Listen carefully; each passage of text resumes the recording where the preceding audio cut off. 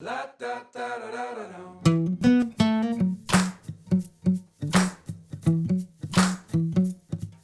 this is Megan Fee with GRC and Me. On today's episode, we have one of our favorite guests from season 1, Emily Heath. Emily is returning to the podcast, and she's the Chief Trust and Security Officer at DocuSign.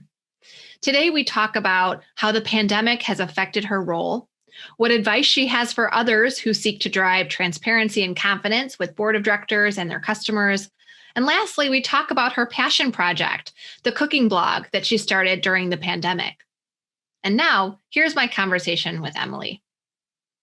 Thank you, Emily, for joining us again on another episode of GRC and Me.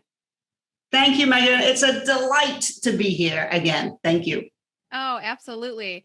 All right. So I would just love to start the conversation because it's been now almost a year since the last time that we sat together in River North, probably over a year now. And a lot has changed in the world, in our working environments, of course, because of the pandemic. And so I thought it would be interesting just to do a moment of reflection and let's think about and talk about how has this past year impacted you in your role as Chief Trust and Security Officer at DocuSign? Yeah, I mean, can you believe it's been just over a year? It's just insane when you think back. We've all been through this experience together. And if anything, I almost feel like it's brought teams closer together because you're in this pandemic, everybody's adjusting. The year has, for me personally, gotten progressively easier. At the beginning, it was hard not to be with people, and it's still hard not to be with people, but we've all adjusted. And, I think on a personal note, it's been a lot about being connected and finding ways to bring people together. Our company at DocuSign is doing a ton of different events and things like that to bring people together. The employee resource groups, the ERGs, have been an integral part of trying to bring people together. And I know even within my own team, I have what we call tea time with Emily twice a week. I'm English. I always drink tea. And so we bring people together a couple of times a week. And we have a rule that we don't talk about work. And it's that time where we can just find a connection with each other, because it's been really tough, I think, for all of us to be in this very different world. From a GRC perspective and from a kind of trust and security perspective, I also think that this pandemic time has been a real time where we've reflected on our programs, and it's changed the risk landscape for us. I mean, people are now at home, they're on home internets, and, we were very fortunate at DocuSign. We already had Slack, we already had Zoom, we had a lot of the technology that enable people to actually do their work. But the day-to-day job that we do changed exponentially. And the risk profile with it changed exponentially. So I think that the change in the landscape, as you look back and you reflect on that, the connectedness of people, and then also just every organization's ability to be nimble was tested to the max because we all had to switch on a dime. Absolutely. And you mentioned, I love what you just mentioned about reflection, things that you did uniquely there within your role and at the company to keep connected and connected to our team members that, we take for granted that we no longer bump into in the hallways or get a chance to catch up in the elevator. It's about making time just for the in-between meetings and make sure we're checking in with each other. So I love that you start and you continue to do that. I think that's great. And so there's been a lot of discussion around, reflection, but also lessons learned during the pandemic. And one of the lessons that I keep, reading about is the thought of resilience beyond business continuity planning. And so I'm curious on your perspective and how you see your role in contributing and driving resilience at DocuSign.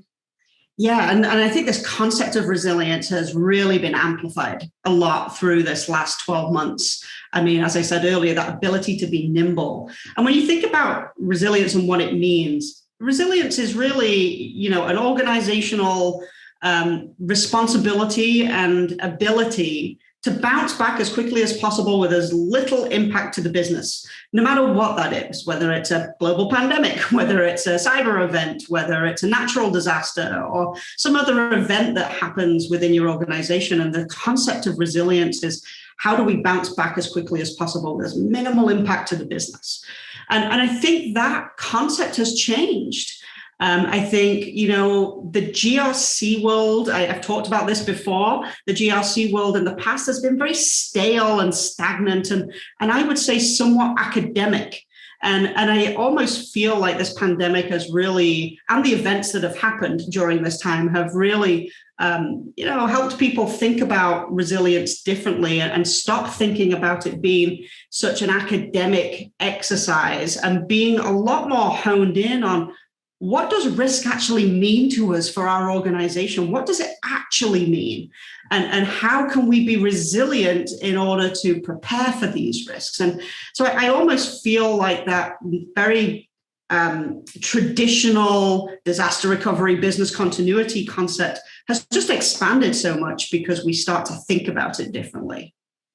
I like that. And I know we've talked, Emily, about this, like this culture, I think for many organizations, it's the culture of risk awareness. And it's just having dialogues, deeper dialogues about how do we respond? How are we prepared? How do we communicate? So I really appreciate you talking about that because I remember you said that last time we spoke, you'd mentioned that this kind of the GRC world does need an overhaul. And I think you're right on. I think that it's less, it's less about rigid processes. It's more about that communication. So, Mhm. and keeping it iterative as well. So Yeah, I'm really understanding the business, at the end of the day, really trying to understand your critical business functions. You're a business partner. When you're in the GRC world, in the trust world, and the security world, your job is to understand what matters to your business the most so that you can be nimble and resilient around that. yeah, yeah, that's awesome. So Emily, as someone who sits on the board of directors here at Logicate, do you have any advice for people who report to their boards? And what I mean by that are there areas within the business that you wish people would highlight more or report more on or speak to areas of focus that are underrepresented when it comes to the boardroom?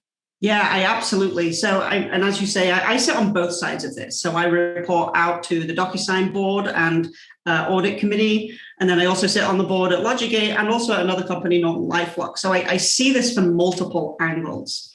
And I always ask myself and encourage the security professionals that I work with at multiple companies to ask these 5 questions. An entire security program to me should be built around first question, what is it that matters to us most? Every company is different. What matters to you? What's your secret sauce? What are you trying to protect? Second thing is, well, where is it? Where does it sit in your environment? You think about a lot of organizations, big global organizations, especially, not only understanding what matters, but understanding where it is. And then thirdly, how are we protecting it? Like, are we happy? Have we done the analysis to say, yes, we're happy that this meets our standards and we are actually protecting it in the right way? So then now you know what matters, you know where it is, you know how you're protecting it. The next logical question is, well, where are we most at risk? Where are the risks, the vulnerabilities? Where are we most at risk based on always coming back to what matters to us the most? And then the final question, very, in line with what we've talked about earlier, is this concept of resilient. How resilient and prepared are we to deal with something going wrong?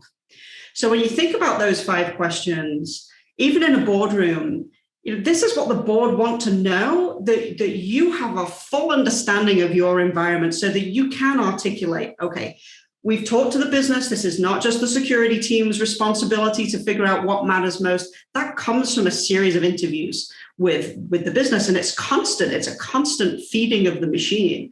You understand what matters, you know where it is, you know how you're protecting it, you understand where you're at risk, and then you understand how well you are prepared to deal with it. If you can articulate those 5 questions to any board of directors, I believe that it gives a huge amount of confidence that you're articulating the true security program of your organization. Because A lot of security professionals tend to talk about things like vulnerabilities and risk very generically. And those days of academic generic conversations are gone. We've really truly got to hone in on what matters to us the most. So that was really interesting. And I have a follow-up question. It's kind of two parts. And the first part of the follow-up would be, how do you see technology when applied to operationalize a GRC program? How do you see technology as enabler to helping organizations or helping professionals answer or speak to those five Mhm. pillars? Well, first and foremost, I think, having a platform like LogicGate to be able to bring all of those moving pieces together. You can't have all of this information sitting in spreadsheets and having somebody put a pretty Tableau diagram on top of it. That's not a way to actually work. When you think about those five pillars, it's how my entire team operates every day. So if we have a window into all of those things as to what matters, where it is, how we're protecting it, where the risk is, and those kinds of things, you can build workflow into that so that you know at any one moment in time that you have a full and frank picture of the risk for the organization. Because, like I said, GRC has evolved so much, and the technology underlying in any organization, every single company is an ecosystem now. You think about what happened with SolarWinds just a few months ago, that absolutely highlighted the risk of third parties and the supply chain element of risk. When you start really digging into those kinds of areas, you can't run your security program and your risk profiling based on a spreadsheet. You need technology to support you and to support your team. And I know for me, as someone who runs the program, I need that centralized view so that I can report that out to executives and to the board. I was just going to say, so my second part of that question is, so when you have the answers or the insights into those five key pillars and you feel you have that level of confidence, what are the positive business outcomes that come as a result of being able to speak to those pillars? What have you seen in your experience? What do you see others being able to do? Like, what impact is it having? Yeah, so I mean, first and foremost, it gives not only the internal company, but your customers a lot more confidence that you are able to be transparent and articulate that it's not just about data, it's also about the things that matter to you most might be a critical business process. Yeah. That if it breaks down, could financially impact or impede your operations in some way.